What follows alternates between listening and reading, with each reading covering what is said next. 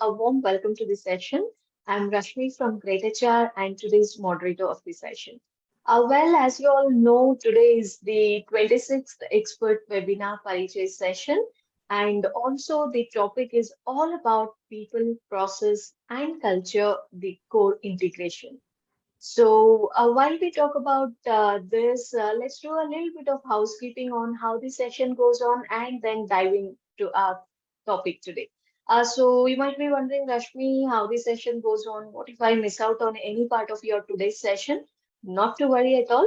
Currently, we are recording the session, so the recording of the same will be shared with all of you soon after the session is done. And also, I'm sure that you'll be eagerly waiting to ask your questions to our expert today in the session. You will definitely get your time. So how the session goes on is, for first few minutes, we will discuss about our today's topic with our expert, Mr. Om Narayan Rai. And after that, after the discussion is done, we will open up the session for the Q&A round. That's why time is all yours, the attendees. So you can start putting across your questions in the Q&A option of the Zoom control panel, and we will be happy to take it up while the session is going on. All right. So in the meantime, let's start our today's session. To tell you more about our today's topic, the people, process, and culture, the core integration. We definitely know that for any organization, their most important asset is their employees. And it is imperative that the organizational culture is so that the employees feel comfortable, motivated, and positive, even in the most challenging situations. So it is essential to build a positive work culture where every employee is given equal opportunities and there is integrity amongst themselves. But how can we achieve that? Right? So in the next 1 hour, we are going to discuss this in length with Mr. Om Narayan Rai and understand the importance of integration among people, process, and culture in an organization for it to thrive. Well, to tell you more about our honorable expert in today's session, Mr. Om Narayan is currently the General Manager Human Resources at Infopro Learning Inc. And he has 16 plus years of corporate and startup experience. So in his various global HR roles, he has led, advised, and transformed HR organization in both corporate and startup. So he has spearheaded greenfield business operations set up in Europe, United Kingdom, and Germany, and managed post-M&A integration in Eastern Europe, Central Europe, and India. Over the last decade, Om has specialized in cross-cultural integrations and leadership development in companies like Excel Service, Max Life Insurance, Aon Habit, Wipro Technologies, and Easy Policy. So his understanding of IT services space and his eagerness to learn has made him best in understanding the changing human resource context.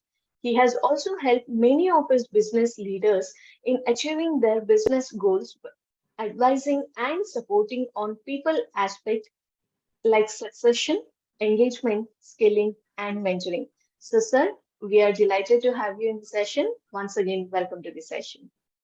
Thanks, Rashmi. Thanks, Ita. Dear attendees, we will now start off with our discussion. Sir, while we talk about how the organization culture is supposed to be and all of that, my very first question to you is, according to you, what is an organizational culture? Okay, I would not go with the conventional model of defining it, but let's understand where culture actually comes from. And I would take you to maybe pre-World War era, when organizations were actually evolving, and probably during the time of Industrial Revolution. That point of time, there was no strategy. It was whole of an idea ownership and execution. There was no enabler, so to say. It's more like what you have, you are able to sell. Second World War brought us a new way of building organizations, wherein we thought of having brands associated to it. So maybe a cigarette being sold with a brand called Caesar, right? So and then so recognition came in the process of building an organization. The third set of organizations, when you look at and when we call it Industrial Revolution uh, 4.0, what happens here is idea is very small, connect is very big, and that is led by technology. Right now, why I'm trying to build this context for all of us here is this changing context has changed human behavior, social sets, organizational behaviors as well. Now, how we respond to each and every circumstance within an outside organization as an organization, that response is driven by a thread which is called culture. And that may have a lot of inputs from the past of organizational experience, leadership behavior, and what we have believed is right behavior to be promoted. And we have been promoting it. So all that actually completes it. So I'm not going with the conventional dictionary-based definition here. I'm just trying to tell you how it evolves. And that's how it is. So it's way of life for us, whatever is guiding principles. Like in Google, when they say it's evil, which means this is something which can be opposed by any level across the organization. Now that's a culture which has been established by them. And thereby they live by it. And that goes for all of us. Yes, absolutely. So very rightly said. So I think it makes a lot of sense to define what is the organization culture in this way. All right. So while we talk about this, my next question to you is how to build a strong organizational culture in that case? There is no right answer to it, but I would say the conventional way of organizations, the way they were designed, and I probably would want to show you one slide on it just to have a view. Organizations were defined in very categoric, departmental way, and they were led by top-down approach. There was a bureaucratic system, and that was leading everyone in order to deliver something, which is called output expected. The organization I am currently working with is working on a concept called unlocking potential. And I'm very passionate about this whole idea because when they talk about unlocking potential, they talk about actually building a culture of connecting everyone bottoms up or even as a peer level. So you think of a concept when there is a lot of agility, nimbleness inside the organization. I have tried to make a pictorial depiction of what I'm talking here. And then we'll continue talking. Give me just 1 second. I'll share my screen for your reference. Is my screen visible?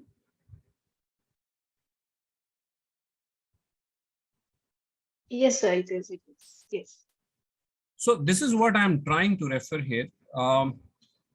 If you look at the older model of organizations, they were more like machines. So there was compartmentalized way of contributing, being in an organizational setting. So you look at, there are boundaries, lines, levels. Now, on the other hand, and COVID has taught us really well on this front, we have organizations which are agile in a way that they can form teams as per the requirements. There is a lot of shift in terms of ownership and accountability. So it's not just the top leadership which is owning up the success of the business, rather it is team based, and therefore we are focused across delivering on what I am accountable for. The central piece of this whole model is organizations top leadership is more liberating. They give directions. They ensure that we are thinking right. If we are confused, we are brought back to the track. But they are not micromanaging. They are not telling us what we cannot achieve or what is beyond my purview. So I am an HR professional, but would I be able to contribute to a RFQ of my organization or RFP of my organization?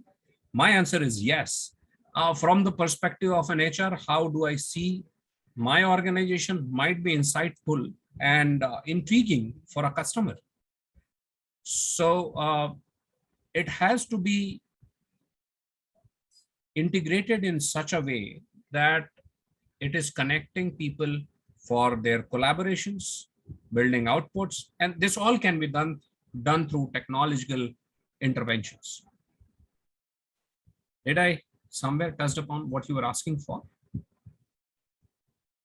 Yes, sir, definitely, definitely. In fact, the concept that you mentioned, unlocking potential, I think such a brilliant concept it is. So, sir, while we talk about this, it leads to my next question. So, according to you, how can an organization incorporate diversity, inclusion, and belonging into the workplace? There are three different concepts, so I don't know. This answer is going to be a little longer, but uh, first of all, we have to understand what is diversity. So initial days of promotion of diversity as a concept was taken in a very limited scope. It was more about someone differently abled. And, so if I count that how many people are differently abled in my organization is what I called it diversity. But to me, diversity is of culture. Diversity is of uh, me, even my approach, the background I come from, everything else you can think of. So the sensitivities are around that. I'm not talking about the gender segments at all. I mean, they are anyways part of it, but I'm saying it is much more beyond. Now, if you have to build, and actually it builds a lot of productivity, a lot of collaboration, it builds some kind of conflict as well at times, productive conflict. And it is an important one, important element for organizations to have. How we can do this? It requires a lot of commitment from the leadership to build that perspective in the leaders below them. Let me give you an example. Um, there are women across the industry who lose their performance increments when they go on maternity leaves. 99% of the people have a logic saying, since they were not performing that point of time, I would set it off against non-performing time period. And as per the laws also, they cannot be questions. But when they come back, then also the increment is not being given. The point I'm trying to make here is when I have come back and I'm contributing to my male or other gender counterparts, why shouldn't I be considered equal pay level as they are being paid off? They did not miss the increment cycle. I did. So are you giving me that elevation or not? I have done personally 2 studies on this, and I have found out that no organization does that, I would say, salary matchmaking for all the people who are starting their second innings or probably joining the organization back after maternity leave. So I'm bringing in that example from diversity per se. Are you sensitive about that? Why they missed it? It's natural process. If you're respecting that, if you're following all the labor law processes, yet you're not considering that they are contributing at the same level. So that's one on diversity. What was the other two? You're saying inclusion part of it. It covers that some bit of it. It already covers. Belongingness is something a little bigger, and I would say, as corporate world, we have been focusing on what is called competency, skill. I would put a different story out here. So when 2611 happened in India, Taj Group was going through succession planning. And best of the consultants were working on it. I have been lucky enough to meet one of them. And I was asking him, the people who died, saving the guests of Taj Grove. Where were they in the succession hierarchy? And they were taken back by this question because they couldn't respond to it. I actually went to that file and you would be surprised. They were not there at the top. Does it really make sense for us to look at everything from that perspective, which is more about productivity? I mean, to me and the organization I come from, we are not talking from that sense when we are talking about unlocking potential. We are saying, are you talking about love anymore as a treating a fellow colleague, responding to someone who is agitated by a client's follow-up? Are you ensuring that people are being asked, how are you doing beyond their work? If that's not happening, the whole exercise of building belongingness will not happen. And this is very important even for a separating employee. So, I mean, Guru Bani says that when you say goodbye to a person, you should have tears in your eyes.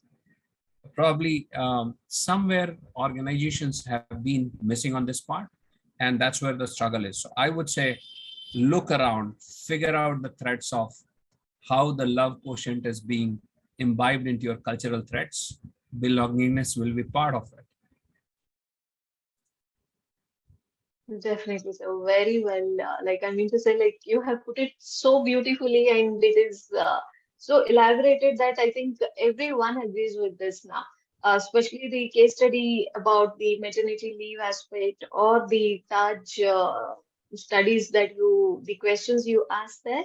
So I think it's very appropriate there. So because it is something that all of us have to sit back, think about it, and see what can be done next, right? So while we talk about this, sir, it leads to my next question, but this is more about challenges now. So the question is, what are the challenges in creating that integrated work culture, and how do we even overcome that? So, okay, so, the biggest challenge is that employees feel high level of trust, confidence, they take pride about an organization.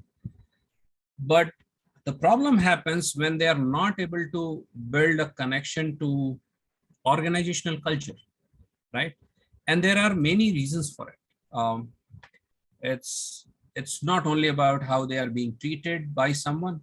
It is also about how the connect is happening. So am I able to get time from my peer, from my colleague, from my direct reports even, or my boss, beyond work? So to give you an example, I would always get this opportunity with my boss here at Infopro that we go out, take a break, a fag break or a tea break or a coffee break, maybe twice or once in a day. But those 15 minutes are beyond work. We don't talk about it.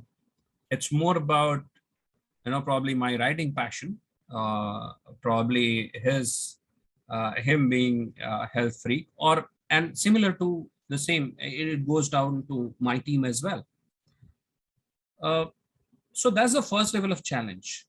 Second, with the post-COVID, there is a lot of experimentation which is happening, hybrid, no hybrid, remote. Now, that is giving us a lot of gap within the organization. Let me give you two examples. What has been happening today is organizations are rising as far as their business is concerned. Of course, the hiring is also on a rise. The problem of hiring in a remote setting is that if I am sitting out of, say, South India somewhere, and I am from North, our working slang jokes you will not be able to get because we are not sharing the floor. We are not sharing the tea break. Now, Since that is not happening, some of the jokes you are talking about maybe work, maybe a particular situation. It's not about me, but may offend me.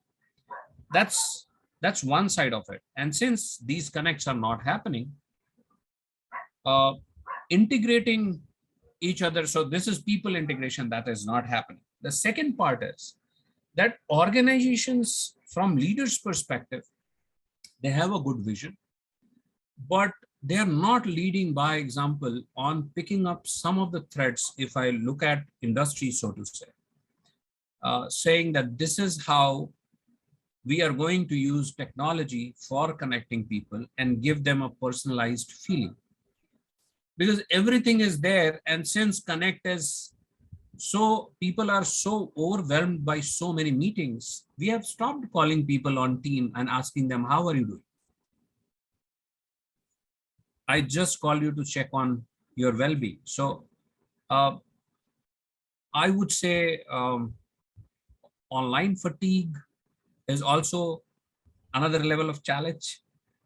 The third level would be for millennials. It is more about they have to go on dates, they have to build family, and they also have to deliver at work. Connectivity, some bit of challenges. Baby boomers have got a different set of challenge. They have to go on a vacation. They want to be in hilly areas, and problem is probably the reception is not really good. So every segment has got a different challenge. Another layer added to it is because those geographical and cultural divides are there, and there is no bridge about it. Nobody is doing it. So at least if you are going to stay in Europe, probably you will get a cultural guide. But when you are working in remote and you are in South, I am in North, nobody is telling me what Rashmi might not like. Neither you are giving me that disclosure, nor the organization is creating that, possibly not because they don't want to do it, more because there is so much on the plate. It was not a task for us earlier. Now I feel that is also a task. Absolutely, sir. Completely agree with you because in the verge of bringing everything online and making it centralized, we are missing out on that human element in the organization. I feel, I personally definitely feel that. Like few of the things that you shared, the fun element that we miss out on the floor, and it could be like knowing the a colleague in person is different while you connect with him online for the work or something. It's definitely affecting a lot of us. Completely agreed with you. Sir, while we talk about this, while we talk about how it is affecting the peers or colleagues, do you think HR has got any role to play in this integration? If yes, then what role does HR tech play in integration? I'll go by marketing approach on this. The way you treat your customers, you got to treat your employees same way. If there is a change, please do not expect a miracle to happen for a long point of time where your customers are going to have really good experience.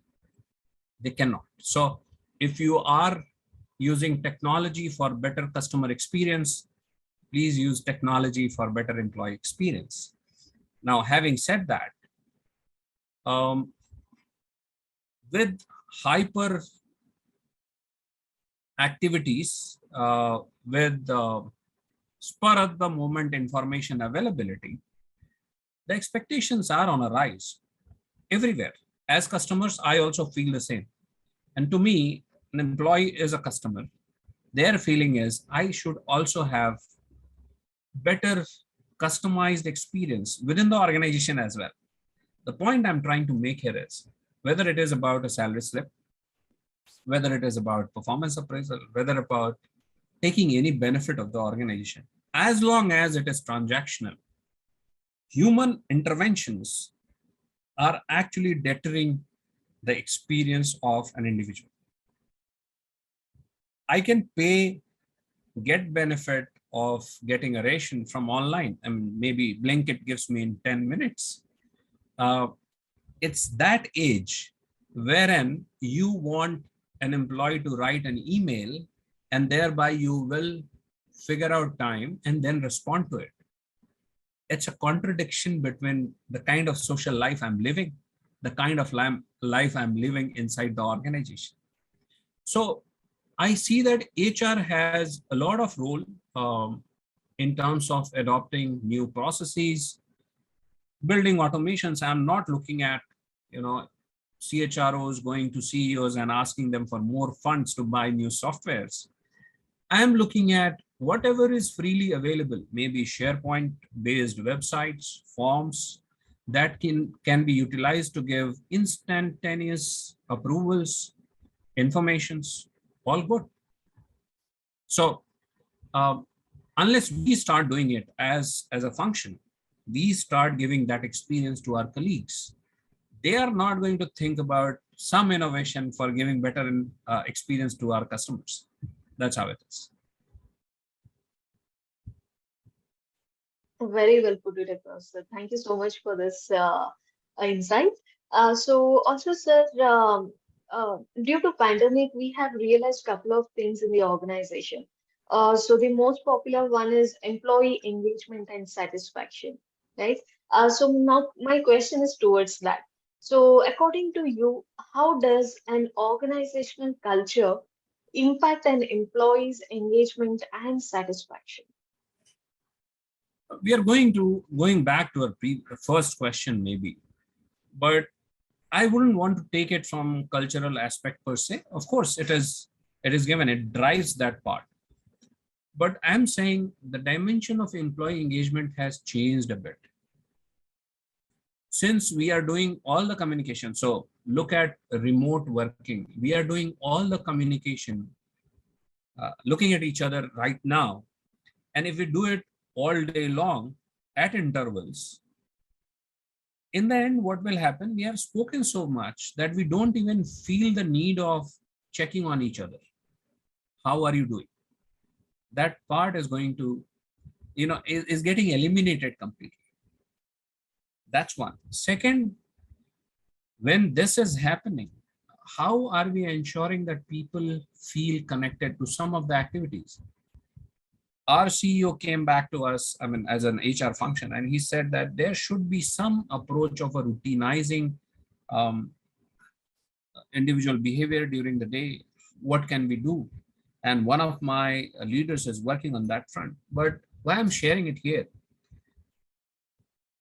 are we able to give some context of starting a day and ending a day? Beyond work, is there a reasoning for us to connect? So I'll take you to Japanese way of connecting life of people in building engagement. There, the Six Sigma process historically was developed to teach housewives how to keep their house and box of their husband so that when they go to work, it's seamless for them. There are no household feuds. Look at that by design. I'm not saying that's a requirement. That was long ago, post World War II. But now is the time when we are looking at. So when you say there is a wellness requirement, I don't know if there is a leader getting up at 6 a.m. or 8 a.m. and saying, let's switch on our teams. No talk of business. We are doing exercise here. Don't talk. Let's just do it. But I'm saying there has to be a lot of experimentation in order to find out what connects us to know each other more. The discussion has to happen beyond the work transaction, and that has been stopped by COVID. Right. So if you recall, there were engagement surveys. Surveys were not the real result. The result was when I sit with my team and ask them, guys, as a team, we have given a score of 3.5 for our engagement level. When you were responding to engagement questions, what were in your mind? In my mind, it was probably budgetary approval, headcount approval. For my peer, it was maybe more laptops, better bandwidth, something like that. For someone, it can be just a Visio software, right? So those diversities in terms of perceiving the problem and then discussion around it, and then solving for it is what is going to build engagement. Definitely, sir. Sir, also, I think you have already answered my next question in bits and pieces, but if you'd like to sum it up, so here is the question for you. So, according to you, what is the importance of employee integration? Employee? Integration, employee integration. Of course it is. Okay. Yes, I have already answered it. So, I mean, it goes without saying, any new member inside the organization, family, everywhere, they need a lot of integration efforts because they're not aware of simple your do's and don'ts, how you operate, and just to feel comfortable. Is it required in today's context? Some may say no. I mean, you have given me task and I have delivered it, but unless that integration happens in order to understand. So, for example, what all you do not appreciate or appreciate in even email writing. If that awareness is there, as an organization, if we promote a particular way of addressing people using some bollard, if I'm not aware of it, I am going to be confused about how to address people. So thereby I'll try a number of things. People will form perception about it and I'll succeed, fail, anything of that. Organization's intent is always to bring someone in-house and make them successful. When I say that, unless they ensure the integration, the success will not come. And that's the requirement. I don't know if I answered it. Anyone You from did. the Absolutely, audience may absolutely. correct me if I'm going somewhere here. Please go on. I see a hands up from Praveen, so we'll take it in the end, right? Right, sir. After a few more minutes, probably another 5-10 minutes. Also, attendees, in the meantime, you can start putting across your questions. If you have any for our expert today, please feel free. There's a Q&A option you can see in the Zoom control panel. Just put across your questions. We will definitely take them up in some time soon. Sir, while we were talking about one of the questions, you very beautifully told us about the controversies. I mean, the productive controversies, right? So this somewhere leads to this question of mine now. So my question is, how to resolve conflict at the workplace?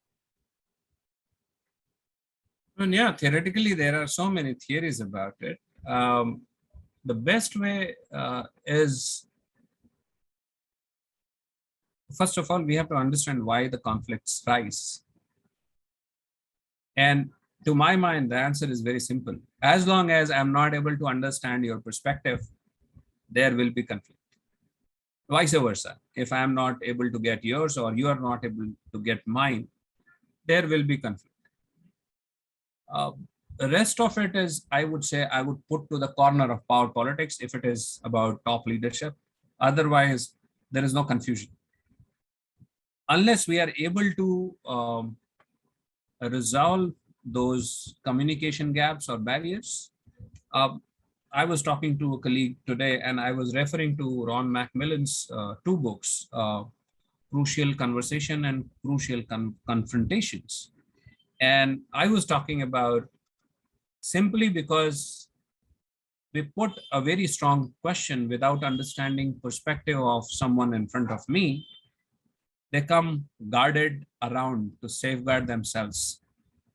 So if I say, why you don't offer Raksha Bandhan leaves to your employees?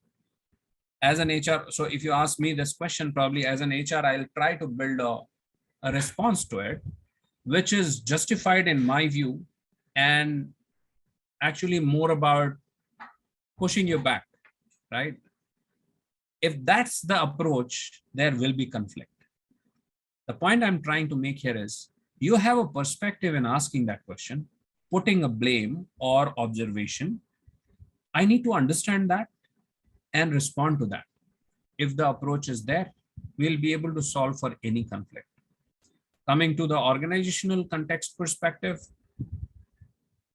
this is also part of culture, wherein, when someone says that I have a problem with this so and so person, um, is there a organizational way of responding to such scenarios?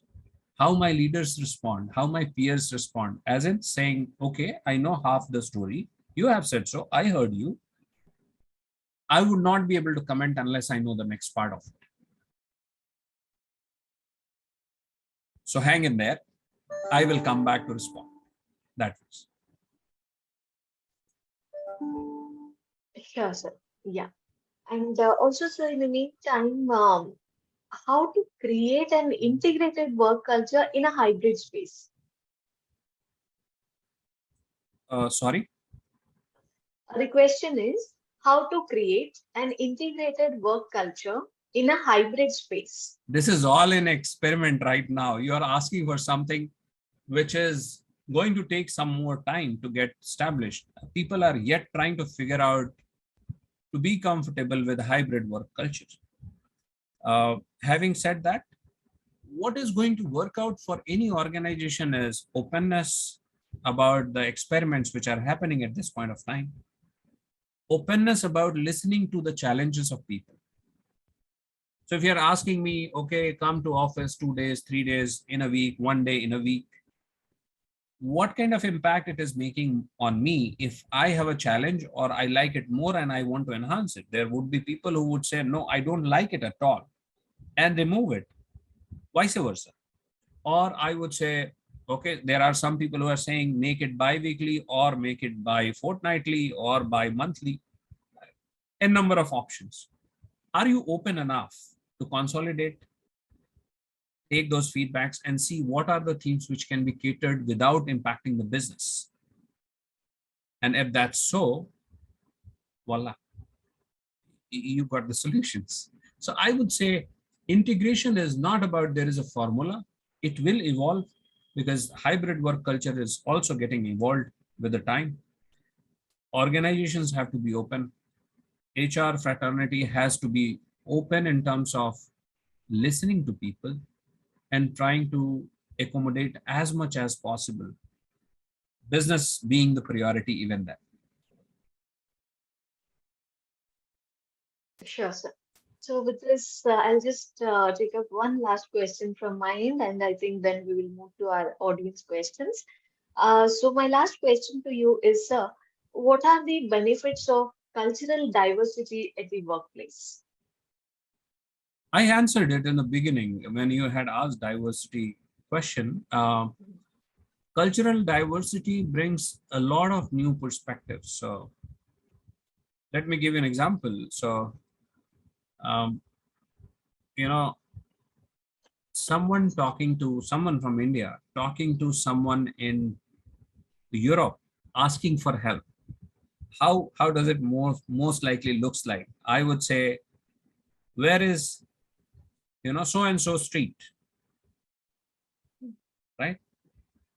A European would ask, please, would you be kind enough to tell me the way towards so and so street? There's a difference between the two cultures. It's not that we don't respect people. It's just that our way of life is so casual in this front that I value your time, but since it's just like that on the way, I have asked you, so I don't mind asking you like that, and you're nobody to me in a way. I've just met you on the way. That's the difference between the two cultures on the simple inquisitiveness of any sort of a thing. I have personally experienced it. I learned it hard way.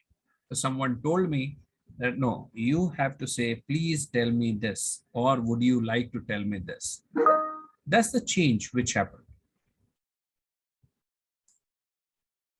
So I would say the diversity brings a lot of threads which are not there inside the organization or the social arena. That's one. Second, diversity also brings new level of thought processes, also challenges your status quo, enhances your ability to accommodate. And the fourth one, which is very important one, is with diversity, you bring in a lot of potential of productivity enhancement. Why it works? It's simple natural phenomena. If there is diversity, even the crops grow faster pace. And that's a botany formula I'm talking here. It will take a longer time, so I thought of summing it up with this. Definitely, sir. Yeah, it totally makes sense, and I think you have put it in a best possible way here. So thank you so much, sir, for patiently answering to all my questions. So I'm sure this has helped our attendees a lot. But now we will just move to our attendees' question. I think one of our attendees, Alapati Sushant, has a question for us. I think partially you have answered this, but the other part of this question is a bit interesting, is what I felt. So I would like to take it up. So the question is, sir, how can we make company more inclusive and diverse? Like top three practices. Like what are the top three ways to improve team dynamics? So again, I'm sure, sir, you have already said this in a way like everyone is experimenting. We'll have to wait and watch. But is there anything that you would like to share here as per your experience? Praveen, the onus lies with the leadership to begin with. We need a lot of advocates on organizational floors who are talking about diversity and then talking about inclusion as a priority. Let me tell you, globally, there is a trend amongst the at least Fortune 500 companies that the business taking organizations from them are the preferred organizations who have got better diversity, right? Uh, One, as a globe, we are committed, as fraternity, we are committed of better inclusion. So that's one of the reasons.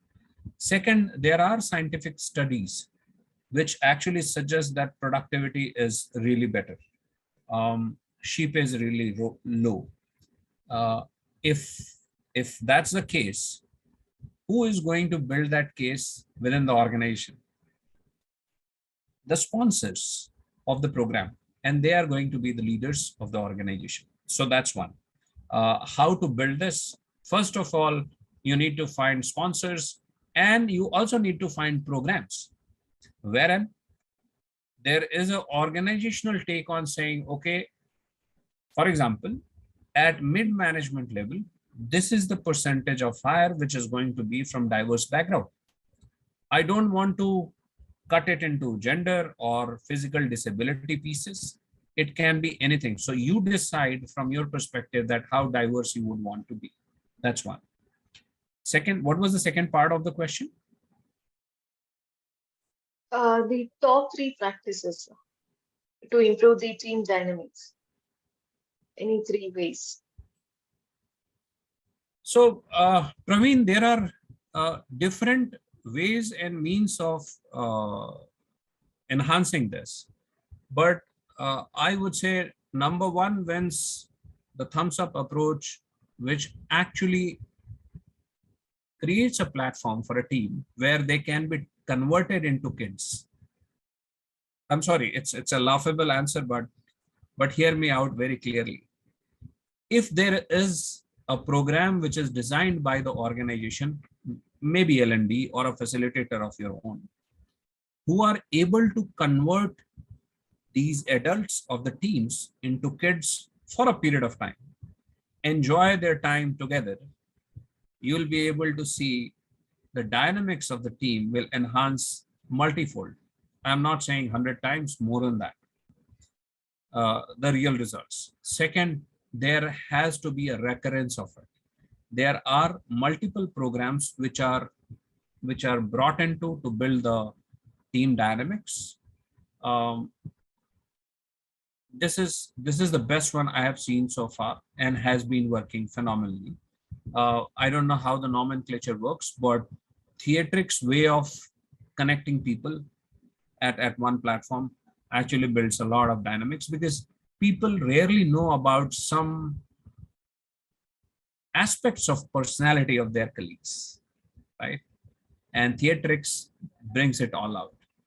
So in nutshell, if I have to answer you, only one practice. If people are able to open up, just like their family members, because we spend more time in offices more than our families. If they are able to talk openly about themselves, you are able to talk to them, dynamics is going to grow multiple.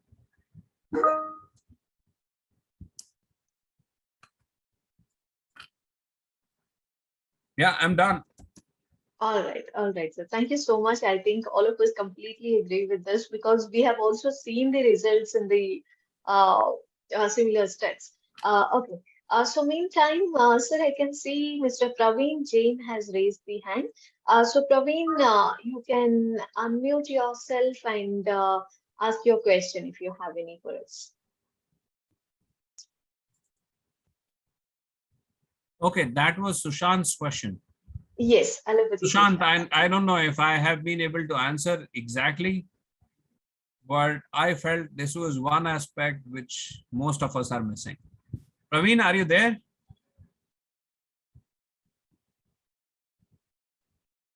Praveen, hope we are audible to you. If you're trying to speak to us, you're on mute. Please unmute yourself so that we can hear you out. We can answer your question. All right. So I think Praveen, we are not able to connect with Praveen, sir. So I'm going to skip this for today.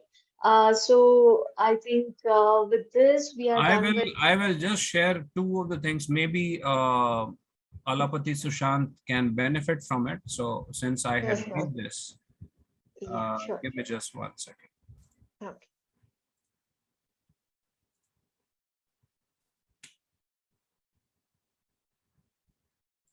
I'll just sum Uh, up our conversation of the day. Um, sure. is it visible to you? Yes, sir, it is. Okay. So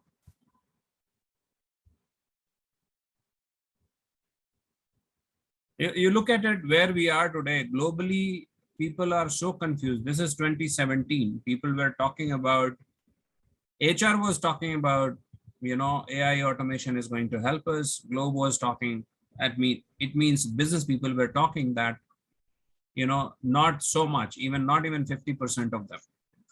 This we already have discussed. Um, so you're talking about team dynamics piece of it. First of all, we need to have, these pieces of connection. People need to connect to the purpose of the organization. um, Cultural connections, integration bit I have spoken about. They need to have a lot of opportunity of learning. um, they should have team connect for sure, but the best part is if there is possibility to have some access to colleagues. And when I say access, I was talking about that time when they can talk about themselves being themselves. We have already referred this. These are some basic challenges I see. Subpar connectivity, and it may be of some other kind as well.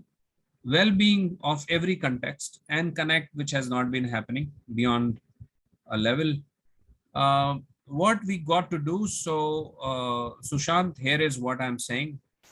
Look at wellness as a connect activity without talking about business or anything else. Enjoy the process. I don't know how you're hosting it, but if that's a possibility, when you're doing recruitment, of course, you use technology, but focus on love quotient. Um, Definitely learning as a proposition for anyone who are entering the organization. And as a colleague also, I am cascading this, passing this on, allowing collaboration, communication. I have written listening because that's what is going missing. You have been listening to me so far, but so my case is a little different. Thanks to Great Tip. And last one is boosting morale. And when I say that, I say, what is it you want to promote inside the organization? So when you want to build a cultural thread, how you would want to build it? What you would want to reward? What kind of behavior should be promoted? Are you saying, okay, challenge the status quo or bring in an innovative idea, build a new process? What is it? Or facilitate n number of people who have come to the organization for the first time and they feel comfortable, integrated, welcomed. I don't know. So as an organization, you got to decide that. Sure, sir. Thanks for your answer.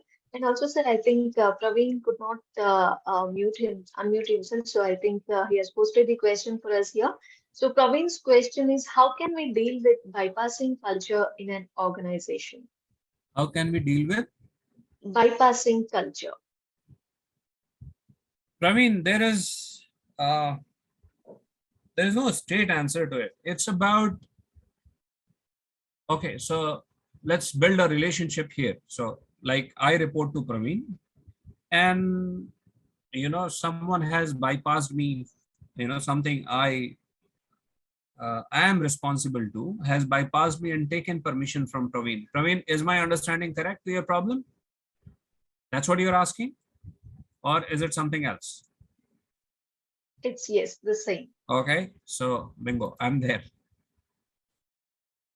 As a leader, it's Praveen's responsibility that the bypasser is told that Om deals with it. Get back there. Now, what I'm saying is how you are promoting, rewarding leadership behavior, how you are developing them. That says a lot about it. So if that is happening, and if it has happened with me, I would go to Praveen and I would say, you have done this. The impact of this is it is diluting my positioning, so to say, on this particular front. I don't mind you do this because it is not harming me, it is harming the organization. Okay, you are fine with this, go ahead. I'm just highlighting it to you. Because if I don't do this, probably Praveen will never recognize it once. And next time when it happens, probably I'll be able to escalate to the next level, tell them of the uh, outcomes of it. And if that behavior doesn't change, it means that organization wants it to be the way it is. So don't fight for it. No point.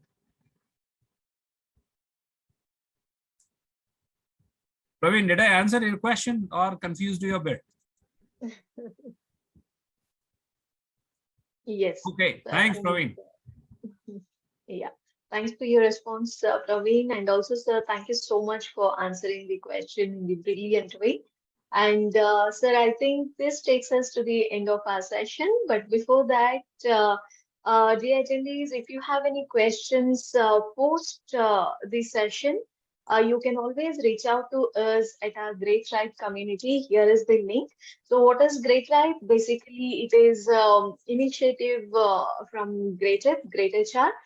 It's a basically Q&A forum where not knowledge sharing happens. Not just the HR peers, but there are also many experts like Mr. Om Narayan, right?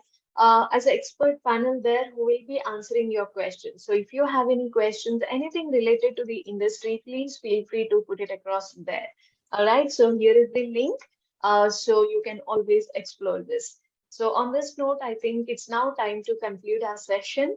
First of all, thank you so much, Mr. Om, for being part of our today's session and for sharing all your valuable insights with us. I'm sure our attendees have found this session very informative and helpful. And also, dear attendees, thank you so much for attending the session and for making it success. And we'll be looking forward to see you in our upcoming session.